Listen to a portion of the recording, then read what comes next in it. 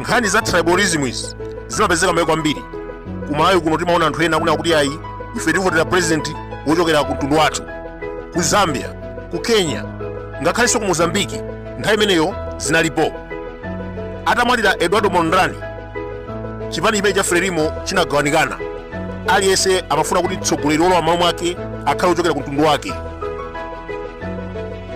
Patatha miyezi iwiri atamwalira Mondlane, Frelimo inali mapresident atatu: Urias Mango wochokera ku Sofala province, Samuel Machel wochokera ku Gaza province, komanso Marcelino dos Santos wochokera ku chigawo cha kumpoto kuja kumachedwa kuti Nampula province. Ngakhale kunali atsogoleri atatu, kusagwirizana kunapitirira pamene mamembala ambiri anamwalira imfa zadzidzidzi. Akuluakulu ena anafa pa ngozi ya galimoto, ena poison, komanso ambiri anaphedwa. Zonsezi zimachitika chifukwa cholimbirana udindo. Tinaonapo kumalawi kuno mu nthawi imene timalimbana ndi chitaganya, Kamuzu amapha anthu mosadziwika bwino, Tunduzi Chisiza anaphedwa mosadziwika bwino, amanamizira ngozi ya galimoto. Pali anthu ambiri ma freedom fighters amene anaphedwa imfa zadzidzidzi ndi Kamuzu Banda. Chimodzimodzinso mu nthawi imene ya 1969 Samuel Machel ndi anzake amati akaona wina wake kuti akulimbana nawo amafa imfa ngati ya ngozi, poison, komanso amaphedwa.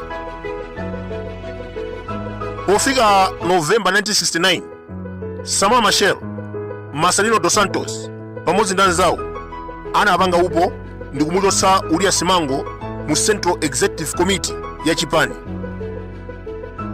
Anamuchotsanso ngati mmodzi wa atsogoleri a Frelimo. Ndakuwuzani kale kuna kuti nthawi imeneyo Frelimo inali ndi atsogoleri atatu: Samuel Machel, Urias Mango komanso Marcelino dos Santos.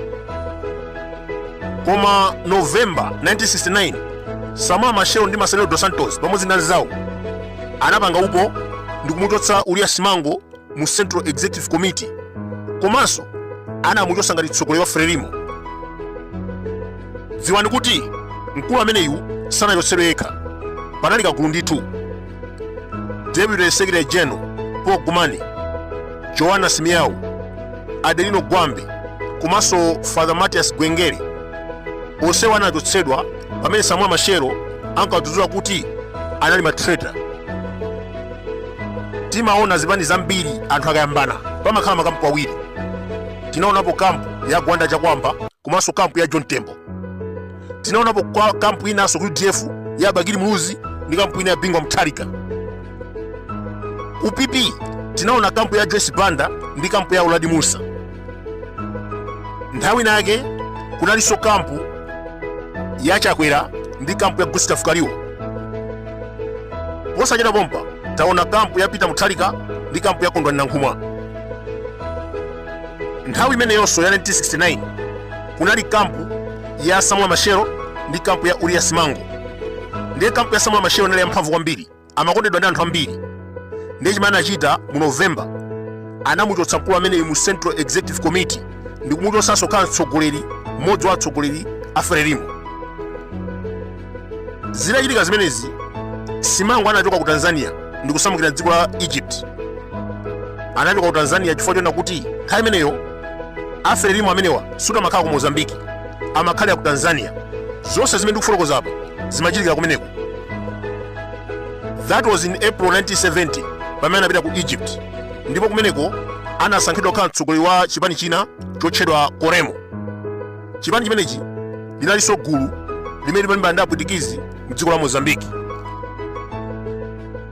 1974 Urias Mango anabwerera ku Mozambiki kumene anayambitsa chipani chotchedwa National Coalition Party. Tikukumbukira kumalawi kuno 1963 kunali mbadwa party ya achina Gilbert Pondeponde. MCP itamva nkhani imeneyi anatumiza anyamata amene anakonza chiwembu ndi kupha Gilbert Pondeponde. 1974 Urias Mango pamodzi ndi anzake anayambitsa chipani ku Mozambiki, National Coalition Party, chimene chinkapikisana kwambiri ndi Frelimo. Kuonjezera pamenepa, Simango ndi anzake ankalandira thandizo kuchokera kwa apwitikizi amene ankakhala m'dzikolo. Timaona ku Malawi kuno amwenye ena amathandiza zipani ndi ndalama komanso nsalu.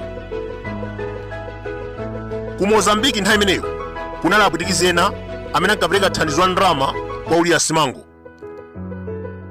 1975 Samuel Machel ndi anzake atamva nkhani imeneyi analamula polisi kuti akamange akuluakulu onse a chipani chimenechi. Omangidwawo analipo kamulu ndithu, ena mwa iwo ma freedom fighters odziwika bwino. Panali Paul Gumane, Father Matias Gwengere, Adelino Gwambe, Ulio Simango komanso Joana Simiao. Atawamanga choncho anawapititsa pabwalo ndi kuwatsegulira milandu ya treason. Kuonjezera pamenepa, Samuel Machel pamodzi ndi anzake ankamudzudzula Simango kuti anatengapo gawo pa imfa ya president woyamba Frelimo, Eduardo Mondrane. Malingana ndi Samola, akuti Mondrane anaphedwa ndi Ulira Simango. Koma ndakuwuzani kale kuti zimenezi zilibe umboni, chifukwa Eduardo Mondrane anamwalira February 1969, ndipo chimene chinamupha yeyu pali munthu wina wake osadziwika amene anamutumizira leta bomb. Inuyo munthu akhoza kukuwuzani kuti achimwene talandira kalata yanuyi, inuyo kutsegula kalata ija bomba ndikuphulika, inu ndikumwalira. Ndi zimene zinamuchitikira Eduardo Mondrane 1969. Ndiye palibe umboni ona kuti amene anamupha ndi Ulira Simango. Komano Samuel Machel amanena zimenezi chifukwa cha udani umene unalipo. Anthu omangidwawa anawatsekera ku ndende zaka zoposa 4, detention without trial. 1979 pamene dziko lomwe linayamba civil war pakati pa Renamo ndi Frelimo, Samola analamula asilikali kunena kuti aphe anthu onsewo. Zoona zenizeni zokhuza imfa ya anthu amenewa sizimadziwika bwinobwino, koma mphekesera imanena kuti Ulira Simango pamodzi ndi anzake 4 anaphedwa mwezi wa Oktoba 1979. Mitembo yawo inabisidwa, kumene anayikidwa sikudziwika, komanso tsiku limene ananyongedwa silimadziwika. Akuluakulu a Frelimo anabisa zonsezi.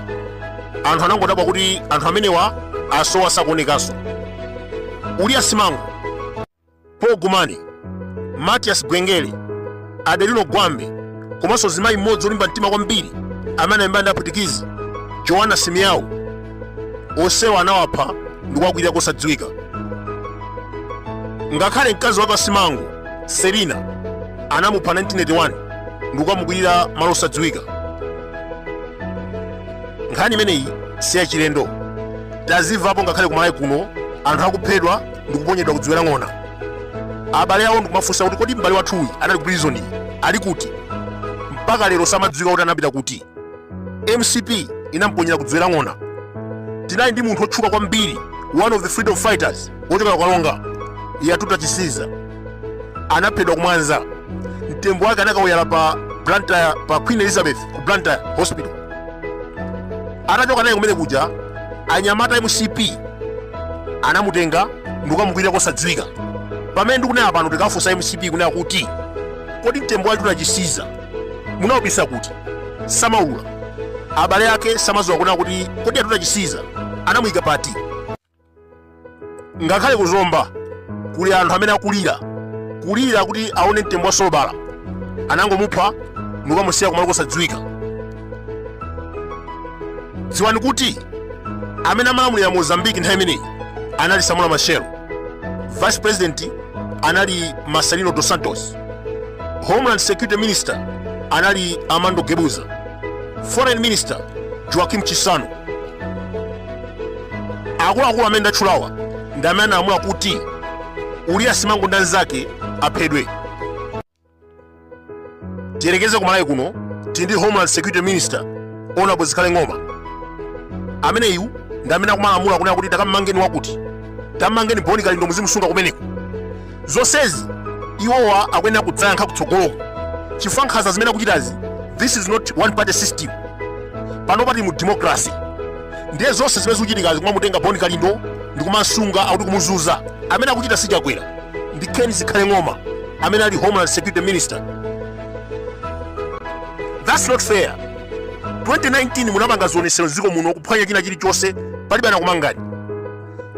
2020 mwakhamu kupanga zionesero mpaka munatenga boma ili chifukwa cha zionesero. Lero Boni Kalindo akapanga zionesero kumaphwanya spoon mukumanga. Mukamanga mukumusunga kunende mwango musungabe kukhanga tili mu one party state. Ndeti manena kuti Zikhale Ng'oma tikudziwa kuti inuyo ndi Homeland Security Minister, ndino amene mukumuzuza Boni Kalindo, kwa mudziwe kuti tsiku likubwera mudzamwalira ndithu.